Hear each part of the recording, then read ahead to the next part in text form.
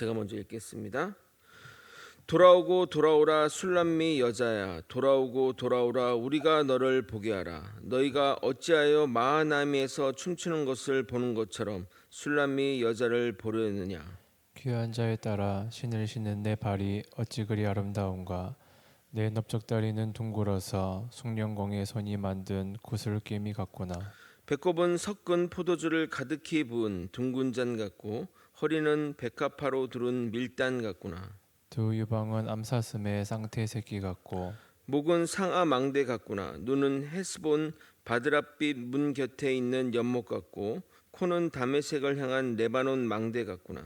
머리는 갈멜산 같고 드리온 머리털은 자줏빛이 있으니 왕이 그 머리카락에 매이었구나.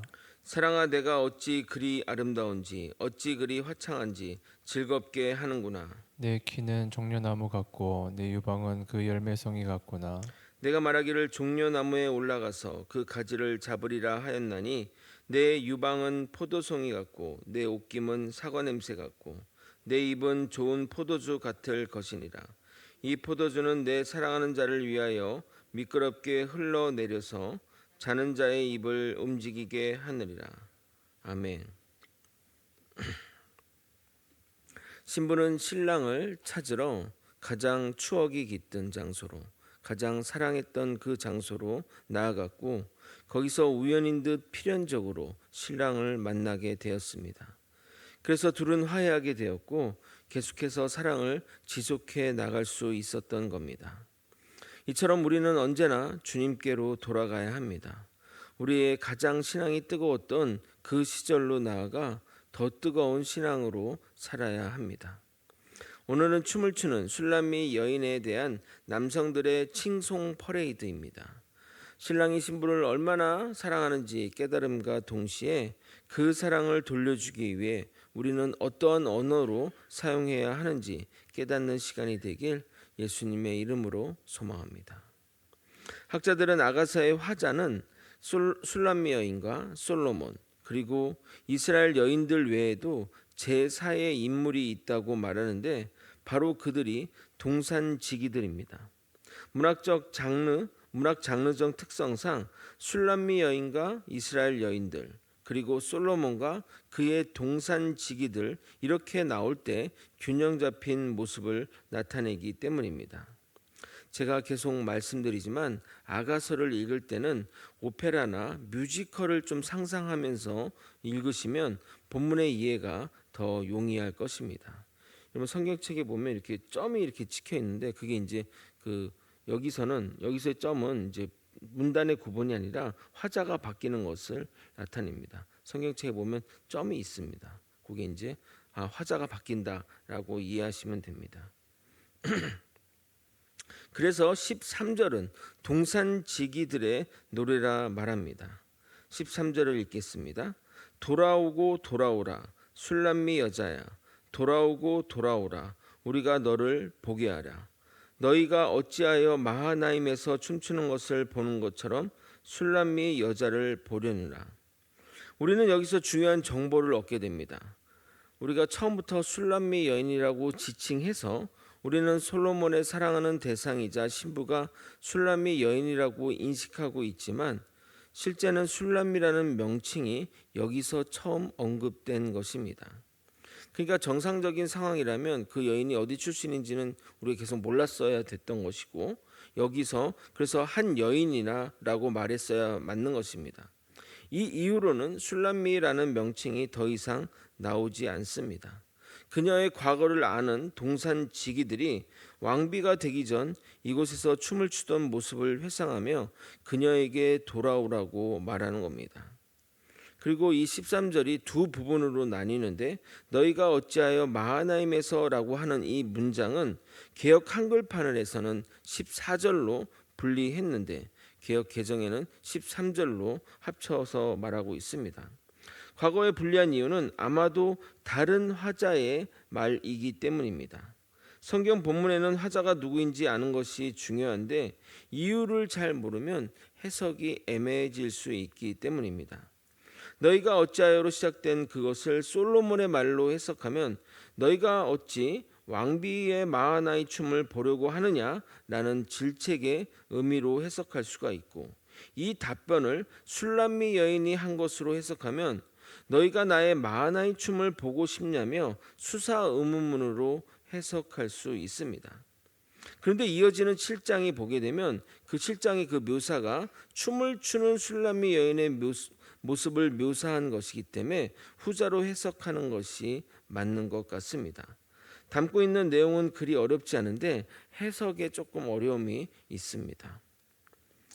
만약에 이제 야가서를 이제 그때 그 당시 무슨 공연을 했다면 우리는 알겠죠. 이게 누가 얘기하는 대사인지는 알겠지만 우리가 이제 이 글자로만 접하니까 이게 누구와 얘기하는 것인지 좀 어려움이 있다는 겁니다. 춤을 추는 술람미 여인의 자태를 묘사하는 내용이 7장부터 언급됩니다. 그런데 1장부터 5절까지의 그 화자가 동산지기들인지 솔로몬인지 애매합니다. 동산지기들이 술람미 여인의 춤을 요청한 것이기에 그들이 그녀를 극찬하는 것이 논리상 맞기 때문입니다. 그런데 동산지기들이 왕비의 신체를 자세히 언급하며 칭찬하는 것이 과연 가능한가 생각하면 또 의문입니다. 그래서 학자들은 각각의 의견들을 제시하는 겁니다. 저는 화자가 솔로몬이라고 생각하고 해석하도록 하겠습니다. 솔로몬은 신부의 몸을 10부분으로 나눠 아름다움을 칭송하고 있습니다. 먼저 발에 대한 칭송입니다. 7장 1절을 읽어드리겠습니다. 귀한 자에 따라 신을 신은 내 발이 어찌 그리 아름다운가. 내 넓적다리는 둥글어서 숭령공의 손이 만든 구슬깨미 같구나. 발의 히브리어 파함은 신체 부위인 발만 의미하는 것이 아니라 발놀림이라는 의미가 있기 때문에 춤을 추는 신부의 발놀림을 칭찬하는 것입니다. 이제 발에 있던 시선이 위로 올라가 넓적다리를 칭찬합니다. 넓적다리 히브리어 원어는 다리부터, 여기 이 원어의 뜻은 다리부터 허리를까지의 부위를 가리키는 단어입니다. 그래서 여인의 둔부라고 하는 것이, 여인의 엉덩이 히프라고 하는 것이 맞을 듯합니다. 그녀의 둔부를 장인이 손수 만든 둥근 장식물 같다고 묘사합니다. 이제 더 시선이 위로 올라가 배꼽과 허리입니다. 2절입니다. 배꼽은 섞은 포도주를 가득히 부은 둥근 잔 같고 허리는 백합화로 두른 밀단 같구나. 당시 미인의 기준은 지금과 달리 약간 살집이 있는 여인을 아름답게 생각했습니다.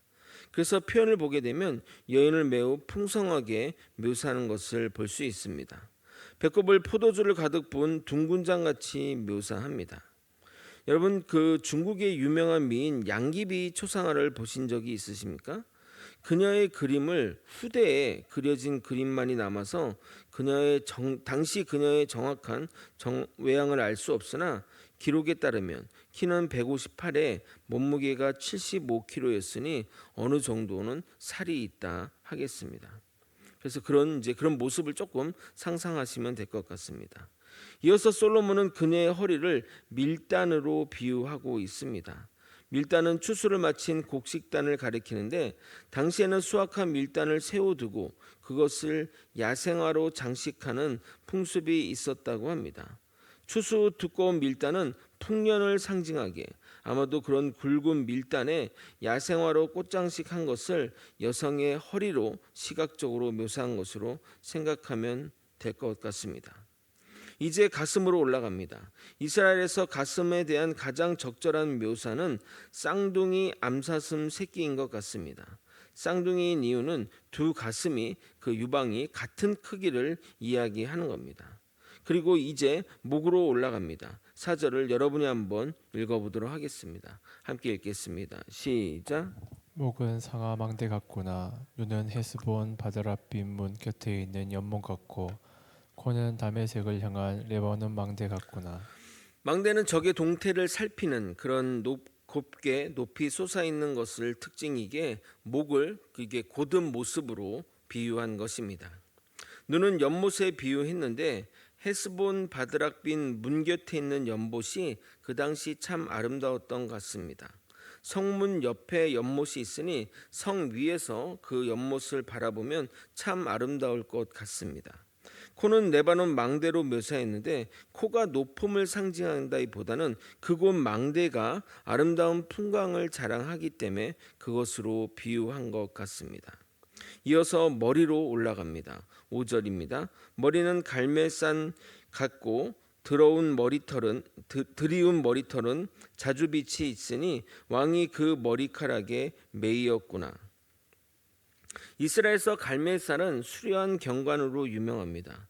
이스라엘에서 헬몬산 다음으로 높은 산이 갈멜산입니다. 우리가 갈멜산 하면 엘리야 선지자가 아마 기억나실 것입니다. 그녀의 머리털을 자줏빛이라고 말합니다. 과거에 그녀의 머리털이 검은색이라고 했는데 자줏빛이라고 하니까 염색했나라고 생각할 수 있지만 자주색 염료는 매우 귀하고 당시 염색 기술이 발달하지 않는 시절이라 실제 머리색이 자주색이라는 의미는 아닐 것입니다. 자주색이 가장 고상하고 그 귀한 색을 의미하기에 여인의 머리털을 그 색에 비유한 것으로 여겨집니다.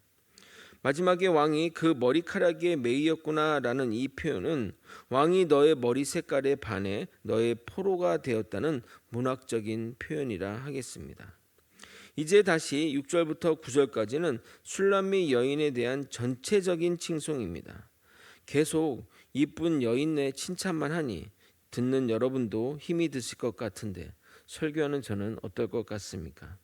이번 주로 아가서는 마무리되니 인내하고 들어주셨으면 좋겠습니다. 그래도 여러분이 이 설교를 잘 들으셨다면 이제 아가서 가지고 헛소리하는 사람들에게 한마디 하실 수 있으실 것 같습니다.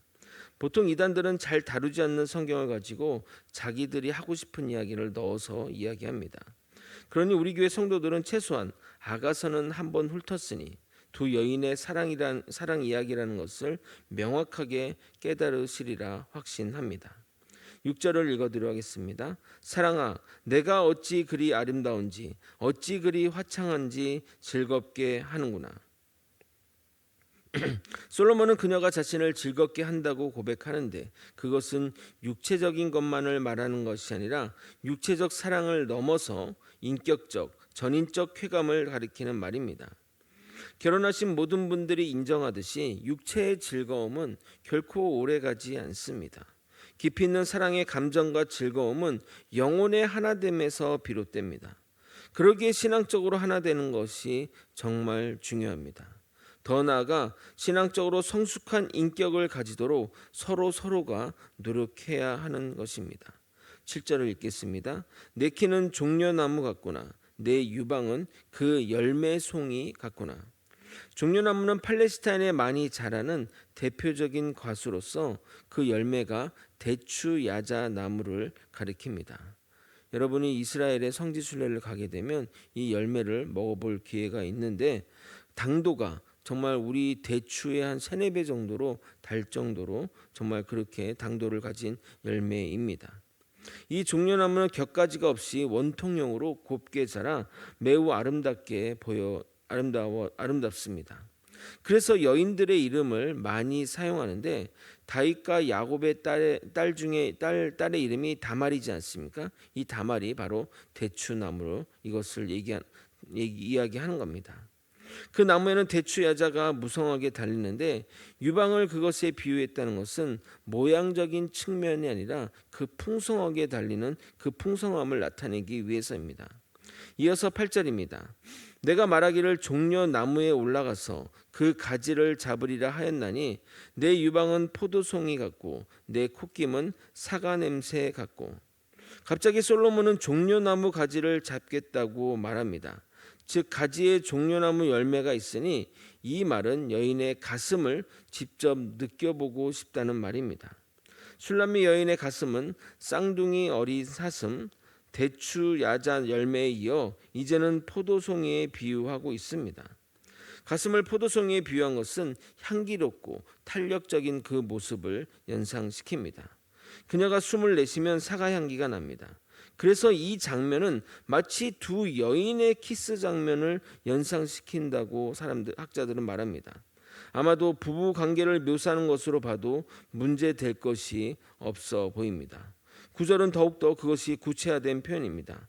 내 입은 좋은 포도주 같을 것이니라. 이 포도주는 내 사랑하는 자를 위하여 미끄럽게 흘러내려서 자는 자의 입을 움직이게 하느니라. 이 구절은 성경책에도 나와 있지만 두 부분으로 나눠져 있다고 학자들은 말합니다. 내 입은 좋은 포도주 같을 것이니라 라는 이 말은 솔로몬의 이야기고, 이 포도주는 내 사랑하는 자를 위한 이 이하의 문장은 술람미 여인의 고백이라고 말합니다. 여기서 입은 어제 살펴본 것과 마찬가지로 신체 기관으로서의 입이 아니라 입천장을 말하는 것으로 입으로 말하는 그 말을 의미합니다. 그러니까 말이, 내가 하는 말이 정말 포도주 같구나 라고 말하는 겁니다. 나의 입술의 말이 좋은 포도주 같고 달콤하다고 표현하는 것입니다. 그러자 술람미 여인이 화답하며 이렇게 말하는 것입니다.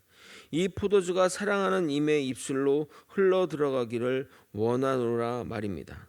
사랑하는 사이의 그 미러의 대화를 나타내는 것으로 나누는 것을 나타내는 겁니다. 솔로몬이 여인을 놓고 아름다운 말로 표현한 것 같이 우리 또한 신랑이신 솔로몬으로 예표되는 예수 그리스도에게 아름다운 말로 되돌려 주어야 할 것입니다. 말씀을 정리하겠습니다. 오늘 본문은 특별히 다른 의미를 부여할 것은 없어 보입니다. 동산지기의 요청을 따라 술람미 여인이 춤을 추고 그 모습을 본 솔로몬은 신체의 10가지 부위를 매우 감각적인 필치로 묘사하고 칭송합니다. 이어서 두 사람의 사랑은 신체적인 결합으로 나아갔고, 서로 나누는 미러의 사랑의 고백은 서로를 기쁘게 합니다. 주님이 우리의 모든 것을 사랑하신 것처럼 솔로몬이 그 술람 여인의 모든 부분들을 칭송하며 사랑한 것 같이 주님이 우리의 모든 것을 사랑하셨고, 그리고 우리 또한 주님께 감사와 찬양을 올려드리며 최고의 찬사로 돌려드려야 하는 것입니다. 우리는 주님께 입술의 모든 말로 주께 영광 돌려드려야 됩니다. 평생 주님만 찬송하며 찬양하는 저와 여러분이 되시길 예수님의 이름으로 축원드립니다. 기도하시겠습니다. 하나님 아버지, 예수 그리스도가 우리의 모든 부분을 칭송하며 사랑하고 우리 교회된 우리를 위해 그렇게 사랑했던 것 같이 우리도 사랑의 말로 주님께 영광과 찬송을 올려드리는 자리로 나아갈 수 있도록 이끌어 주시고 인도하여 주시옵소서. 내 입술의 말이 얼마나 아름다운지 그렇게 하나님의 영광을 찬송하는 그런 자가 될 수 있도록 역사하여 주시옵소서. 사랑이 많으신 예수 그리스도 이름으로 기도드립나이다. 아멘.